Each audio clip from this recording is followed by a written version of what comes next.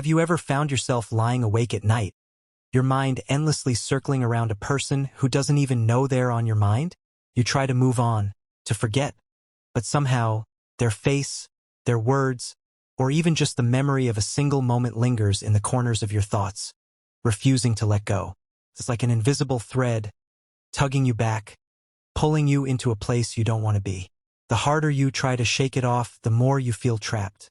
You wonder why? Why does this person have such a grip on your mind, even when they're not in it?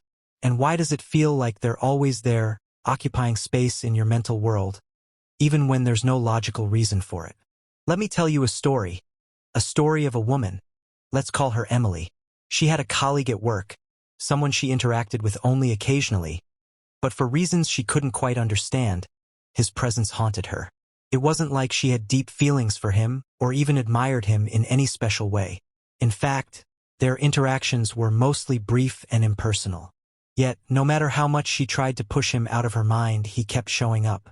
After a meeting, she would find herself replaying his words in her head, analyzing every little detail. At night, his face would appear in her dreams, sometimes as a stranger, sometimes as someone she knew too well, someone whose shadow loomed over her thoughts. It wasn't about him, not really. It was as though he had become a symbol, something much deeper than just a colleague. Emily couldn't explain it, but she felt like her thoughts were being pulled into an orbit around him, and no matter how hard she tried to break free, the gravitational pull was too strong. It's a strange, unsettling experience, isn't it? To find that certain people, for reasons you can't immediately grasp, occupy such a powerful presence in your mind. It feels like you're not in control of your thoughts, like something unseen is pulling the strings. But what if I told you this isn't just some random, inexplicable quirk of the mind? What if there's a reason behind it? A reason that's deeply rooted in the workings of our unconscious mind, something we don't always recognize or understand. This is where Carl Jung, the Swiss psychologist and one of the great minds of the 20th century, comes in. Jung spent his life studying the unconscious, those parts of the mind that remain hidden from our conscious awareness, yet have a powerful influence over us. He believed that the people who seem to dominate our thoughts are often connected to something within us that we don't fully comprehend. Jung's ideas about the unconscious mind, projections, and the shadow can explain why certain individuals, even those we barely know, can hold such a magnetic, often unsettling, presence in our mental space. According to Jung, these people don't just represent themselves, they embody something deeper. They are projections of our own inner world, symbols of something we are either afraid to face or desperate to understand. As we dive into Jung's theories, we'll uncover how these seemingly random fixations are far from coincidence. Instead, they are part of a much larger, more intricate process within the psyche. A process that, if understood, can free us from these mental chains and offer a path to true self-awareness. So, let's explore this phenomenon not as a mystery to be solved, but as an opportunity for self-discovery, a chance to understand why these people occupy such a dominant space in our minds and how, in doing so, we might unlock a deeper understanding of ourselves. The unconscious mind is like the deep ocean beneath the surface of the water, hidden from sight but powerful enough to shape the tides. It's made up of all the thoughts, feelings, and memories we're not fully aware of, but which still influence us every day. Imagine this. You might wake up in the morning with a sense of unease, not sure where it's coming from. You go about your day, but something feels off. Maybe you're irritable, or you're overthinking little things. You brush it off, not realizing that a deeper part of your mind is at work, pushing certain buttons you don't even know exist. These hidden influences are like shadows that quietly shape the way we feel, think, and act. Take Sarah, for example. She found herself constantly thinking about her ex-boyfriend. Even though they had broken up months ago, she told herself she was over it, that it didn't matter anymore, but her mind wouldn't let go. Every time she saw someone who resembled him or heard his name, her stomach would tighten. She knew it was irrational to keep fixating on someone who was no longer in her life, yet she couldn't shake the feeling that something unresolved was still lingering. It wasn't just about him. It was about what he represented in her life. Unspoken words, unmet needs, and a sense of abandonment she hadn't fully processed. Her unconscious mind was holding on to those old feelings, projecting them onto him even though he wasn't a part of her world anymore. What Sarah didn't realize was that this fixation wasn't about him. Not entirely. It was about her own internal struggles, her fear of being alone, her past wounds, and the parts of herself that she hadn't fully confronted. The unconscious mind doesn't always work in a logical, straightforward way. It takes these unresolved emotions and attaches them to external things or people, often without us realizing it. So, when Sarah kept thinking about her ex, it wasn't just a simple thought. It was her unconscious mind pulling up old, painful memories and projecting them onto someone who, in reality, had no power over her anymore. The more she tried to ignore these feelings, the stronger the pull became, and the more she found herself entangled in thoughts of him. This is how the unconscious shapes our lives in ways we can't always see. We often don't realize that the thoughts that dominate our minds, especially when they seem to come out of nowhere, are really rooted in deeper psychological forces. These hidden forces can shape everything from our emotions to our behaviors, and they can create patterns that control us without our knowledge.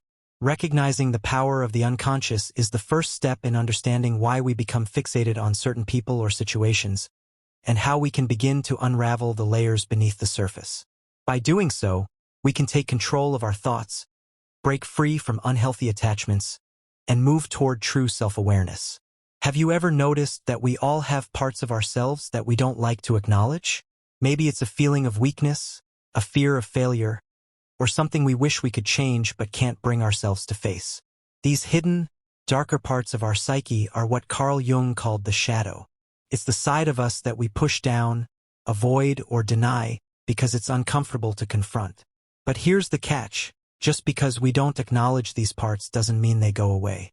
In fact, the more we suppress them, the more power they can have over us, often in ways we don't fully understand. Now imagine this. Lisa, a talented and ambitious woman, worked tirelessly to prove herself in her career. On the outside, she appeared confident and capable, but deep down, she carried an unspoken fear.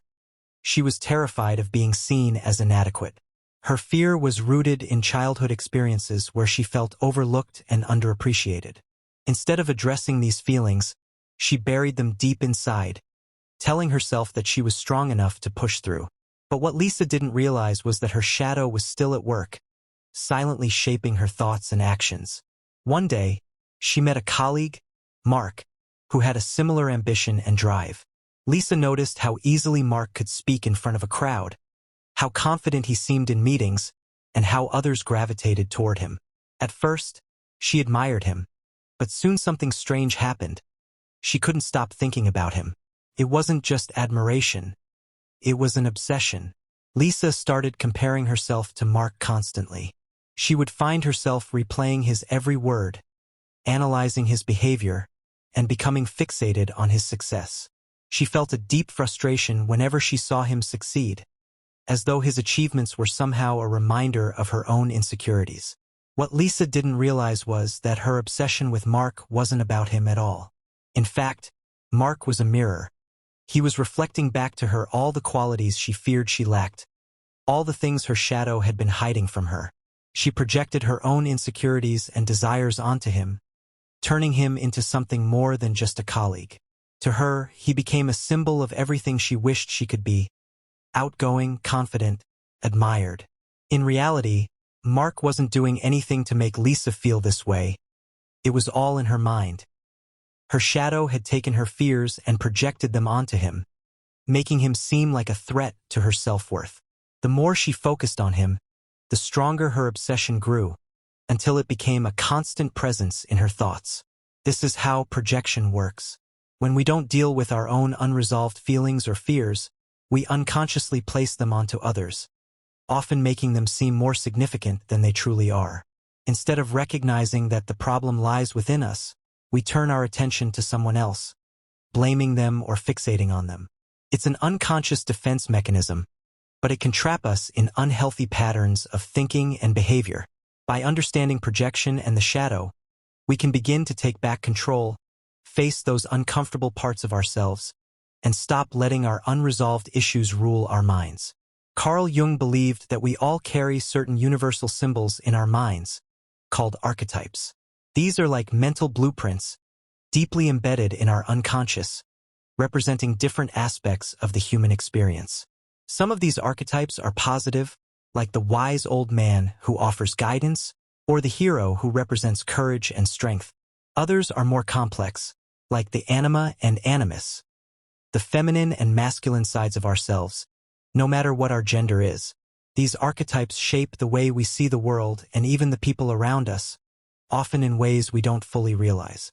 Think about it this way.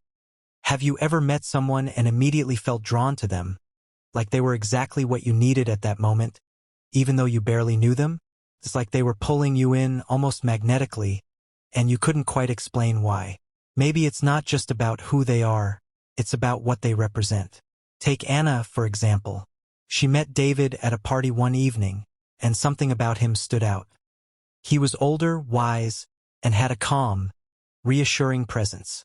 Anna found herself listening intently to his stories, feeling as though he was speaking directly to the parts of her that were uncertain and searching for direction.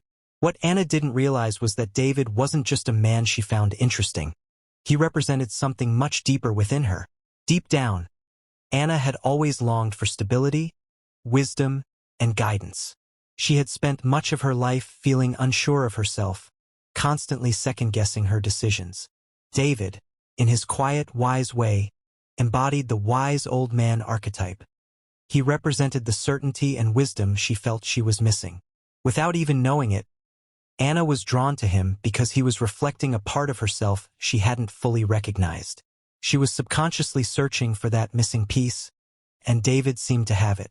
This is the power of archetypes. When we encounter someone who embodies an archetype, it feels like we've stumbled upon something familiar, something that speaks to a deep, often unspoken part of ourselves.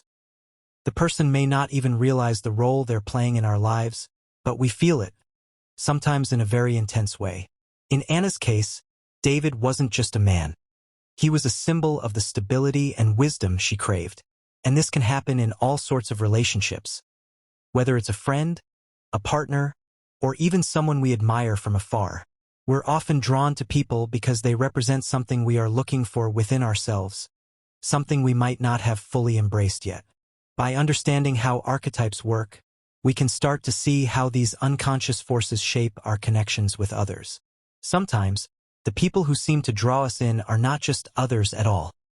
They're mirrors of our own inner worlds, reflecting back the parts of ourselves that are still waiting to be discovered. So, how do we break free from this cycle of obsession, where certain people seem to dominate our thoughts, pulling us into a mental web we can't escape? Carl Jung believed the key to freeing ourselves lies in self-awareness and integrating the shadow, the parts of ourselves we've been ignoring or hiding.